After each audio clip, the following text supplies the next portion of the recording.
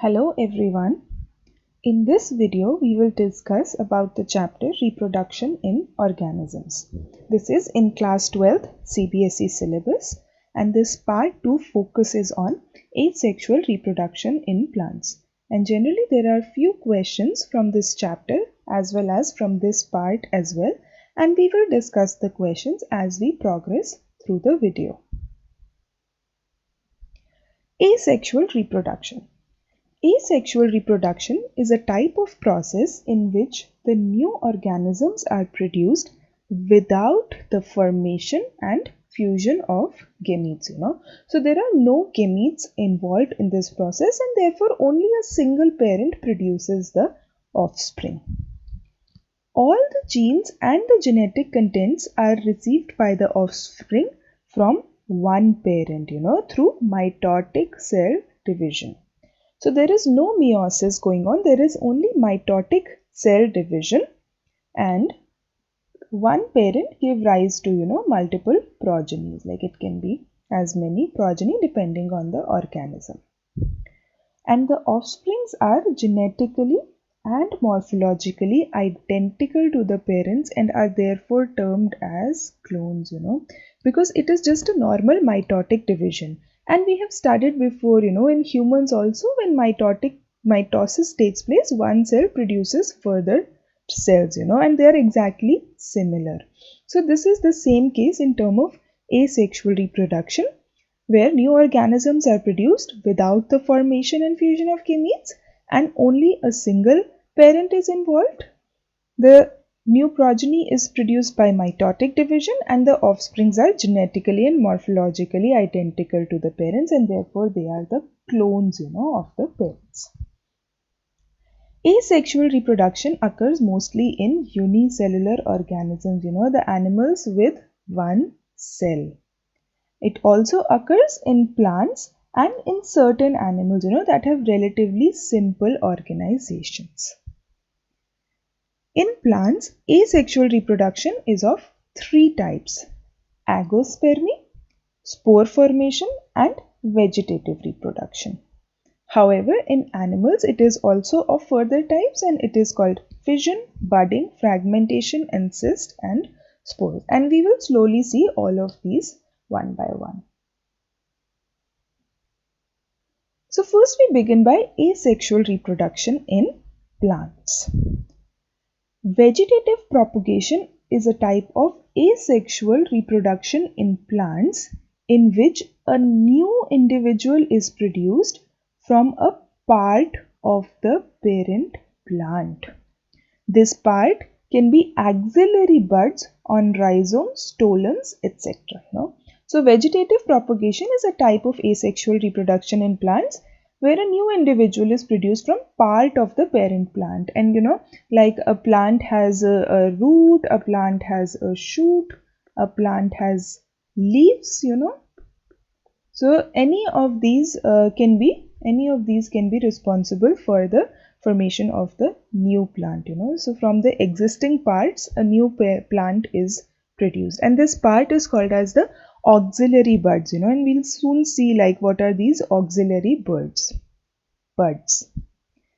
So the offspring so produced are the vegetative clones of the parent plant and they are genetically identical, just as we discussed in the previous slide. In asexual reproduction, there is only single parent involved. So the new plant is genetically identical to the parent plant and they are also the vegetative clones.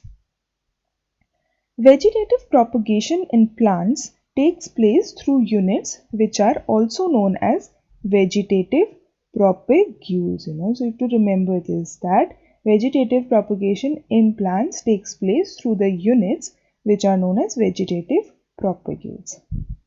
And it is a very common mode of reproduction in plants, and it may be natural vegetative propagation or artificial vegetative propagation.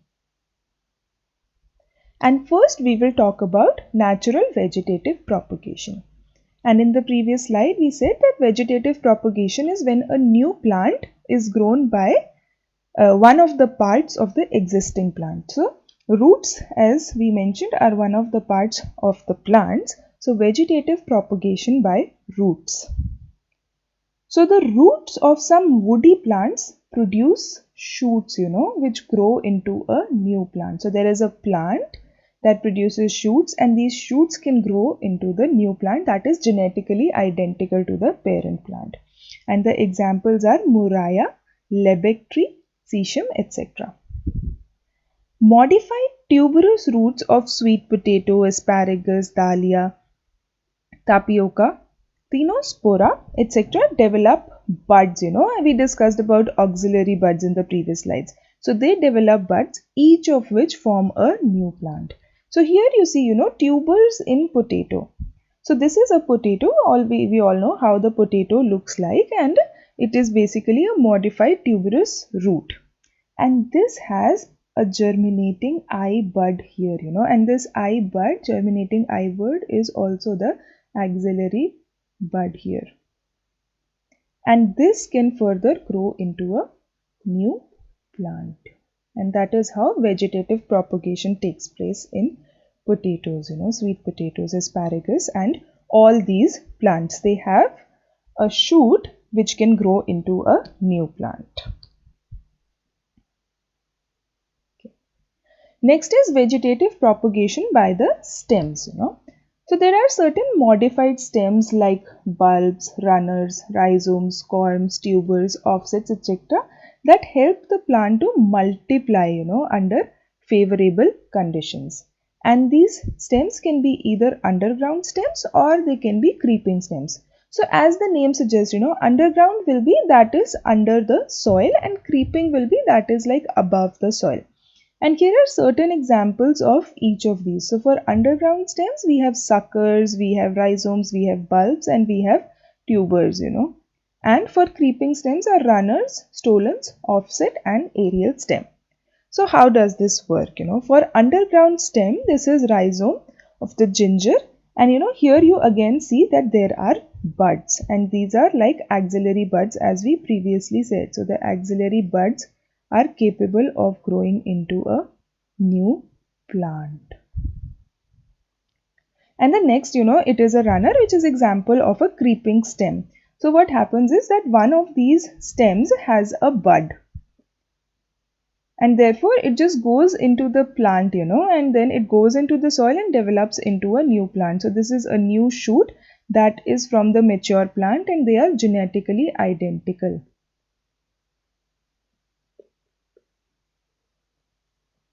And this plant is called as the clone, vegetative clone of this plant. And now if you can see, there is another bud from this new plant that can go into the soil and give rise to a new plant. So that is how vegetative propagation by stems work. Next is vegetative propagation by reproductive parts. And one of these parts is called as bulbils. Bulbils is nothing but again like, a kind of a bud. It occurs as a fleshy axillary bud modified from either a flower bud or a vegetative bud, or several small bulbils at the tip of a tuberous root. So these bulbils can be present either as a flowering bud or vegetative bud, or several bulbils at the tip of the tuberous root. And these are modifications of the axillary buds, because new plants are produced by axillary buds. So these are kind of modifications of these buds. Bulbils grow into new plants when they are shed off from the mother plant. So these bulbils shed off or separate from their mother plant and develop into a new plant, which is actually again the vegetative clone of that plant. And for example, agave and onion. And here, if you look at a cross-sectional area of an onion, there are roots, there is this reduced stem, and then there is, this main bud that develops into the onion. On the other hand, there are certain side buds as well, and these side buds are the bulbils or the axillary buds, the modifications of the axillary buds. And if you see, this lateral bud or the side bud or the modification of the axillary bud, it kinds of separates out, from the mother flowering bud. So this will grow. So this is the start of the season, and then it is the end of the season. So you see here will be the main bud, and this will grow into the parent plant. However, this axillary bud or the lateral bud or the side bud will grow into a new plant. So at the end of the season, the parent plant would have produced a daughter plant which is exactly like the vegetative clone. So this happens in onion, and these are called as bulbils, which are nothing but modifications of the axillary buds. So vegetative propagation takes place always by axillary buds, whether it be by roots, by stems, or by reproductive parts. So this is very important that vegetative propagation is by axillary buds. Okay. So now we saw natural methods, and now is the time to talk about the artificial methods of vegetative propagation. So several methods of vegetative propagation are man-made and developed by plant growers, people who grow plants, and horticulturists for commercial production of crops, because when you are producing crops commercially, you also need to, produce the daughter plants, and it should be a bit faster so that everybody, can get the plants. So these vegetative propagation are called as artificial methods. So they are artificial methods of vegetative propagation. They are not naturally occurring, So the one by root, the one by stem, and the one by the reproductive part bulbils that we saw in onion, they were naturally occurring. So you don't need any human being to do that. But in case of artificial method of vegetative propagation, they are artificially made, they are man-made. So in this method, a portion is separated from the body of the plant and then it is grown independently. So you physically separate one portion of the plant and then grow it independently. The various modes of artificial vegetative reproduction are cutting, layering, grafting, and micropropagation. So first we will have a look at cutting. It is very simple as it sounds. The small piece of any plant, that is stem, root, or leaf, used for propagation is called as cutting.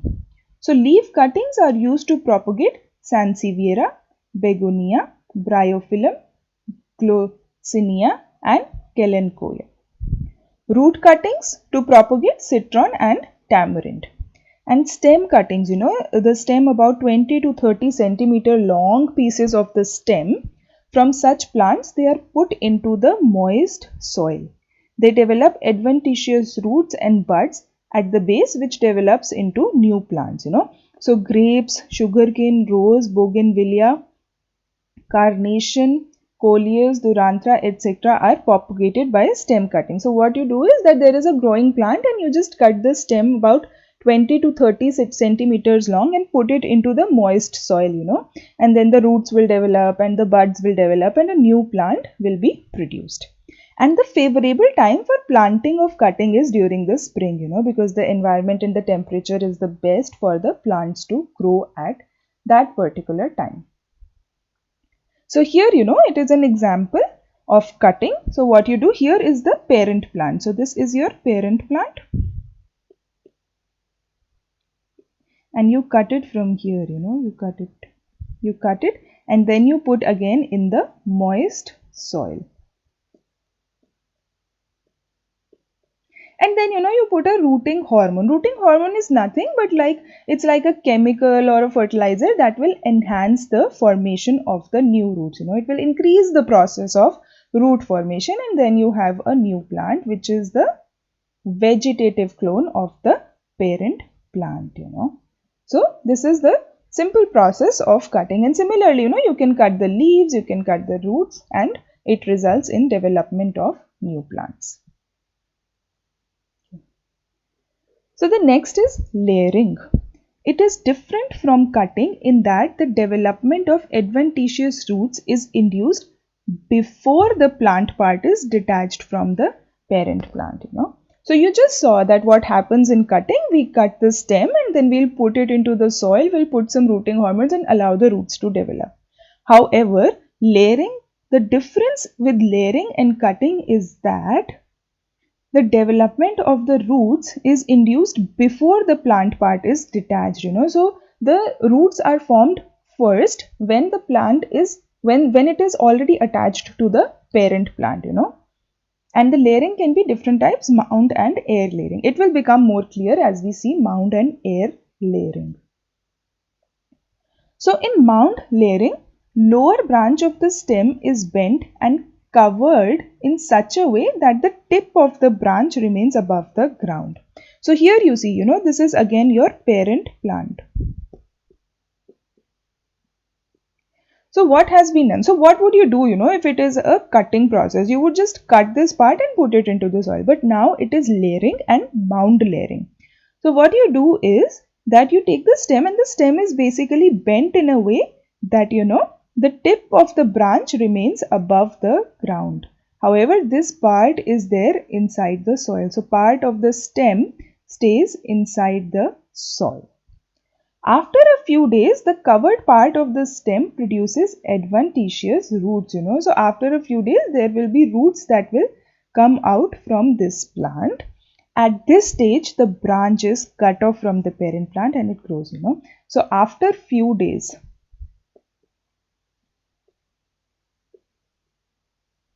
you have to remember that in layering, the parent plant is not separated from the daughter plant immediately. It's after a few days when there is development of roots, you cut it from the parent plant. And then you have your parent plant and then you have your daughter plant or son plant.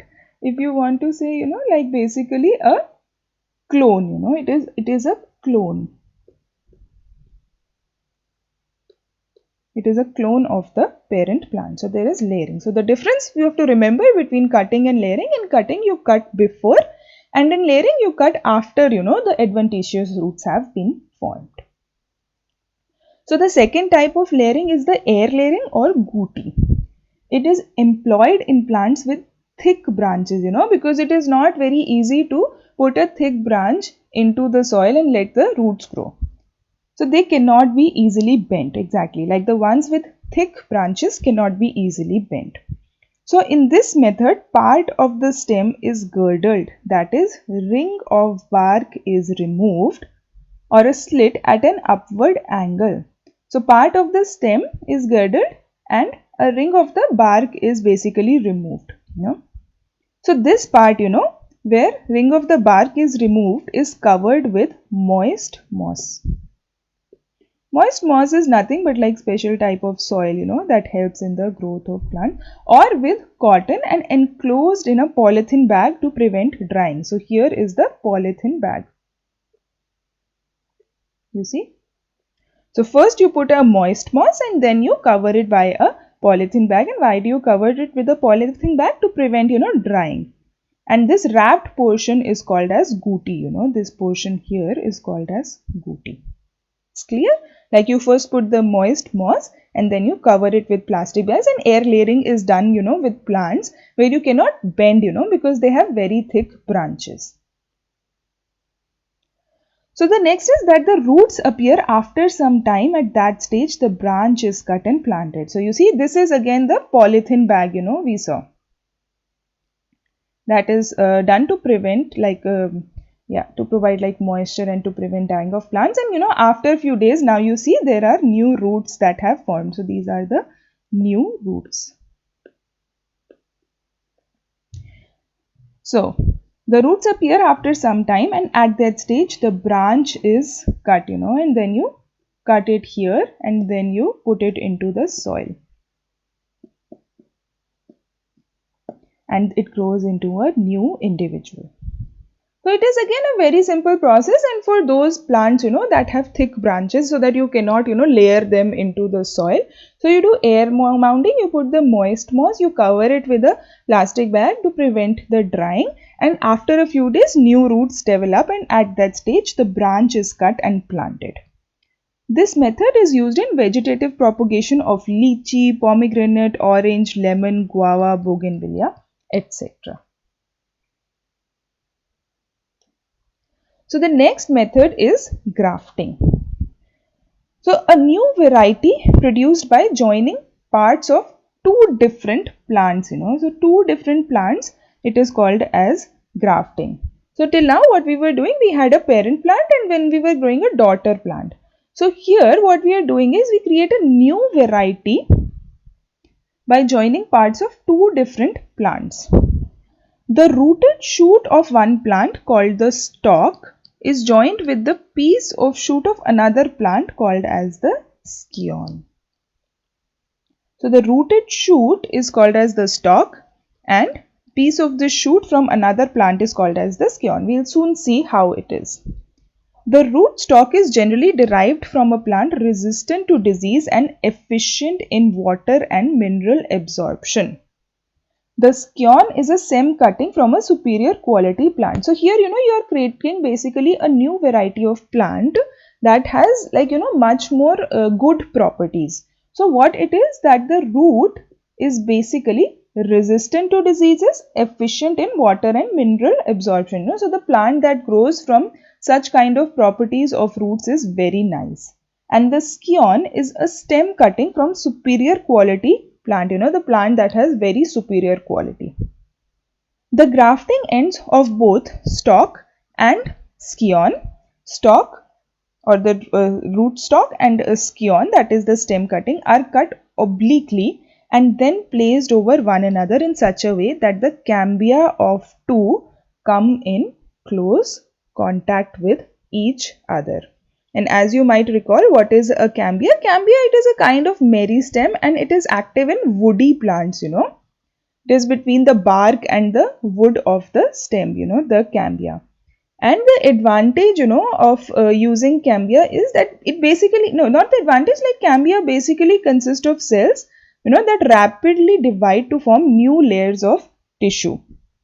Okay, so the stalk and scion are cut obliquely and placed over one another in such a way that the cambia, which basically contains the cells that divide rapidly to form new layers of plants, So the cambia come in contact with each other from the stalk and scion of different plants so that the superior quality plant is grown.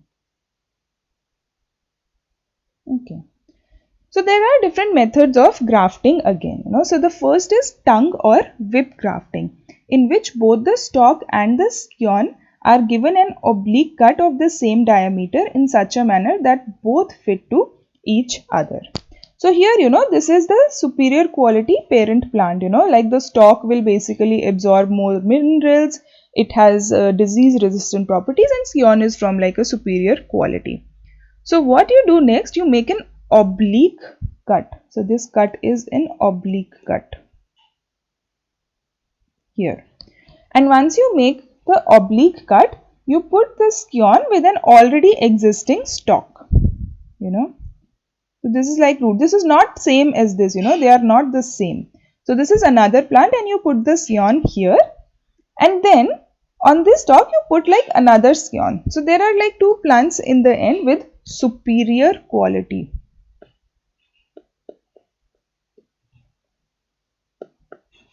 And this part that has been cut will contain cambia so that they divide, rapidly into the new plant. So it is very easy. Like you make an oblique cut, you put the scion on other part and then you just combine the stalk and the scion together.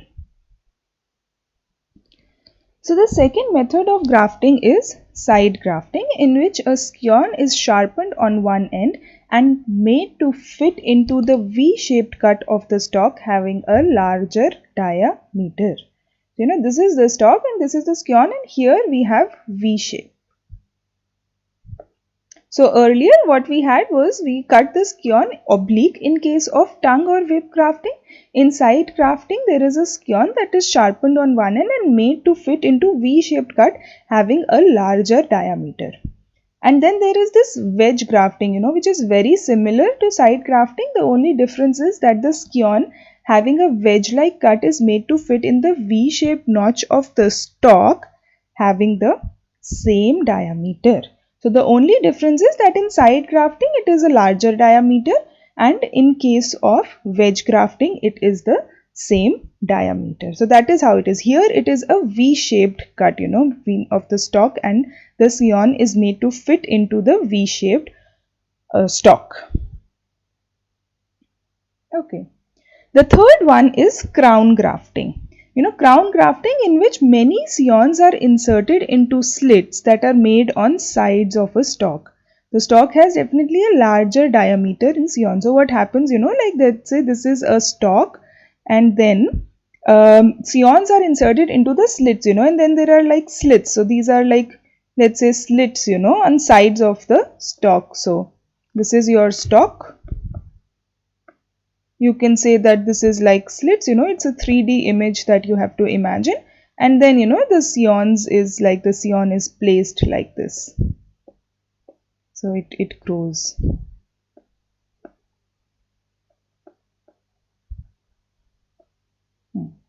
So crown grafting, many scions, like it's not just one scion, there are many scions like 1 scion, 2 scion, 3 scion, depending on how many slits are there within the stalk.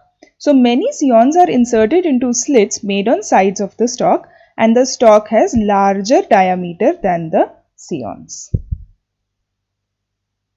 And the fourth or the final grafting method is the bud grafting.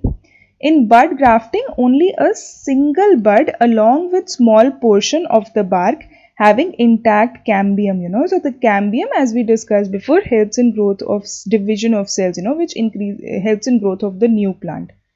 Instead of a scion is employed for propagation. So here we have a single bud with the portion of the bark and intact cambium, and not the whole scion. So it is just the single bud. So this is the single bud, and of course, like it is a superior bud, because of course it is good, that is why we are doing this grafting methods, because we want to have that the daughter plant is the best. So bud grafting is widely practiced in roses, plums, apple, etc. So this is the parent plant from which the single bud, not the bug, sorry, single bud is collected, with an intact cambium. And then this is the stalk where, a hole is made so that this single bud can exactly fit here, like you can see it fits here, and slowly the new plant will grow. And this new plant will have all the superior good properties. So it is widely practiced in roses, plums, apples, etc. So the next is micropropagation. So micropropagation is raising of new plants with the help of tissue culture techniques. So we saw cutting, we saw layering, we saw grafting, and now we talk about micropropagation, which is raising of new plants with the help of tissue culture techniques. So small pieces of plant organs, or tissues are grown aseptically in a suitable nutrient medium. Initially, it results in the formation of undifferentiated mass of the cells called as callus, which later differentiate to produce large number of plantlets. These plantlets are then transferred to separate pots or nursery beds to obtain large number of plants, So micropropagation, it is a tissue culture technique, it is not a natural process. Basically what happens is you take like a, let's say, cell plate or something, and then you culture the plants, So small pieces of plant organs or tissue, they are grown aseptically in a suitable nutrient medium. So, here it is the nutrient medium. And these are very clean conditions and everything, and plant organs or tissues, they are grown in this.